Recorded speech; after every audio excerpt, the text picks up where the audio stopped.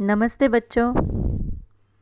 आज दीदी आपके लिए एक बहुत ही मज़ेदार पाठ लेकर आई है जो कि आप सभी को बहुत ही पसंद आएगा। तो बच्चों, इस पाठ का विषय जो है वो आपकी पसंद का विषय है, यानी कि आपको कुछ खरीदारी करनी हो तो आपको बहुत ही अच्छा लगता है जब आपके घर से आपके मम्मी पापा या बड़े भाई बहन आपसे कहते हैं कि दुकान पर जाकर कोई वस्तु ले आए।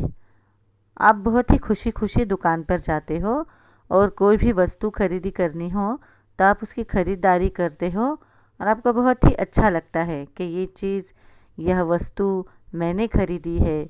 दुकान पर जाकर मैंने सही सही हिसाब किया है और सभी चीज़ें सही तरीके से खरीदी है। तो बच्चों, चित्र में आप देखोगे आपकी ही तरह यह लड़की भी दुकान पर जाकर दुकानदार से, यानी कि जो वस्तु विक्रेता है, उनसे सामान खरीदी कर रही है, कुछ चीज़ें ले रही है। और बदले में जब हम दुकानदार से कुछ चीज़ लेते हैं, कुछ वस्तु लेते हैं, तो हम क्या करते हैं, बदले में उन्हें कुछ रुपए देते हैं। जो भी उस वस्तु की कीमत होगी उतने रुपए हमें वस्तु विक्रेता को, यानी कि दुकानदार को देने पड़ते हैं। तो बच्चों, जब आप कोई वस्तु लोगे और बदले में वस्तु विक्रेता को, यानी कि दुकानदार को कुछ पैसे दोगे, तो आपको वहाँ पर अपनी वस्तुओं के सही सही दाम पता होना भी बहुत ज़रूरी है। और कुल मिलाकर आपने जो वस्तुएं खरीदी है उसकी कीमत कितनी हुई, ये जानना भी आपके लिए बहुत ही ज़रूरी है। तो आज हम देखेंगे ऐसा ही एक पाठ जिसमें यह लड़की वस्तु विक्रेता के पास से कुछ वस्तुएं खरीद रही है। चलो देखते हैं कि ये दोनों किस तरह से आपस में संवाद कर रहे हैं और यह लड़की कैसे वस्तुओं को खरीदी कर रही है। अब यहाँ पर इस पाठ से आपको व्यवहारिक सृजन कैसे होता है, व्यवहारिकता कैसे की जाती है। जब हम दुकान पर जाते हैं, बाज़ार में जाते हैं, कुछ सामान खरीदते हैं, तो हमें किस तरह से व्यवहार करना चाहिए, किस तरह से बातचीत करनी चाहिए, यह हम आज इस लड़की के माध्यम से इस पाठ में देखेंगे। तो हमारे पाठ का नाम है वस्तु विक्रेता।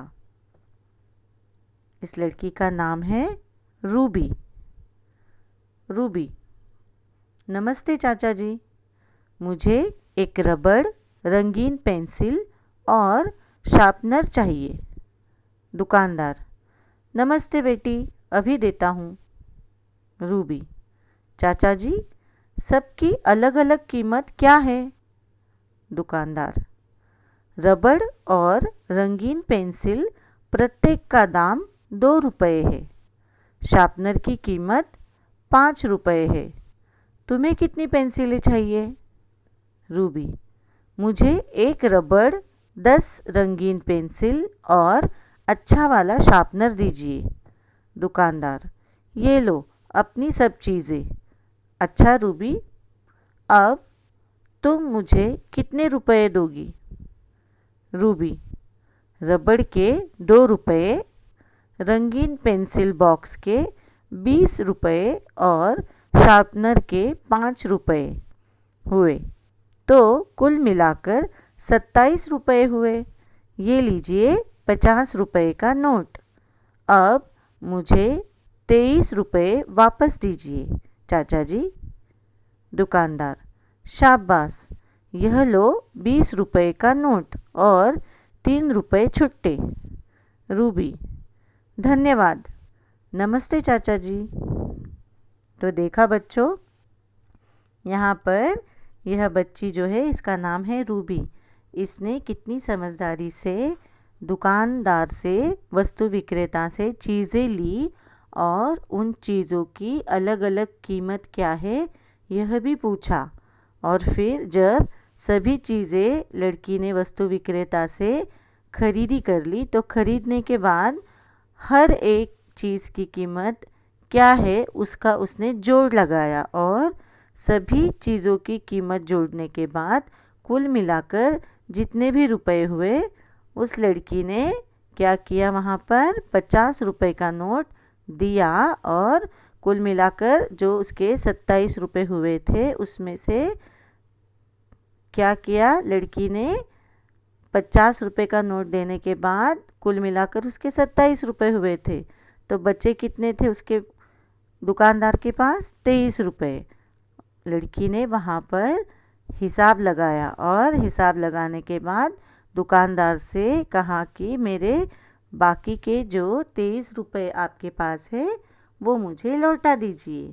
तो इस तरह से बच्चों, देखा आपने, आपको रोज़ के जीवन में यह व्यवहारिक ज्ञान होना भी बहुत ही आवश्यक है, बहुत ही ज़रूरी है। जब भी आप कुछ खरीदारी करने जाते हो अपने माता पिता के साथ या अपने बड़े भाई बहनों के साथ, तो आपको ध्यान देना है आपके माता पिता किस तरह से व्यवहार कर रहे हैं।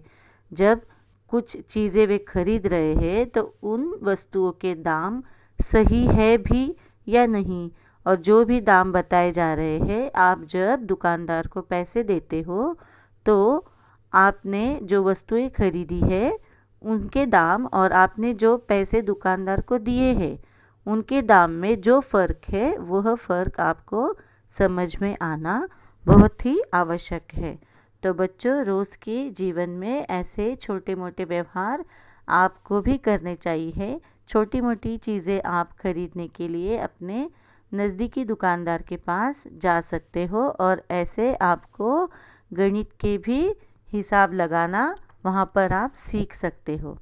तो देखा बच्चों, इस तरह से रूबी ने वस्तु विक्रेता से चीज़ें खरीदी और पैसे देने के बाद जो भी उनकी चीज़ों का हिसाब बना, जो भी कीमत हुई उसका जोड़ लगाया और अपने पैसे देकर उसमें से जो भी पैसे बाकी बचे वह भी वस्तु विक्रेता से उसने फिर से वापस ले लिए। तो इसी तरह से आप भी जब कभी खरीदारी करने जाओगे तो आपको भी ऐसे ही समझदारी दिखानी है। तो बच्चों, उम्मीद है आप सभी को वस्तु विक्रेता पाठ अच्छी तरह से समझ में आ गया होगा। अब आप यहाँ पर देखोगे वस्तु यानी कि चीज़, जो भी चीज़ हम खरीदते हैं। जैसे यहाँ पर आपको इस चित्र में अनेक प्रकार की वस्तुएं नज़र आ रही है। जैसे यह अब स्टेशनरी की दुकान है, किताब की दुकान है, जहाँ पर स्कूल का सब साहित्य मिलता है, पाठशाला का साहित्य मिलता है। तो यहाँ पर आपको अलग अलग किताबें नज़र आ रही है, पेन नज़र आ रहे हैं, पेंसिल नज़र आ रही है ना। आप जो भी लेते हो, रबर लेते हो, जो आप रूलर लेते हो, स्केल लेते हो, वो सब आपको यहाँ पर नज़र आ रहा है। तो यह लड़की अपनी कक्षा के लिए, अपनी पाठशाला से संबंधित जो भी शालेय सामग्री है उसे खरीदने के लिए यहाँ पर आई हुई है। तो बच्चों, आगे से जब भी आप कभी कुछ ऐसे ही खरीदारी करने जाओगे तो वहाँ पर सही सही हिसाब लगाना। उम्मीद है आप सभी को पाठ समझ में आया होगा। धन्यवाद।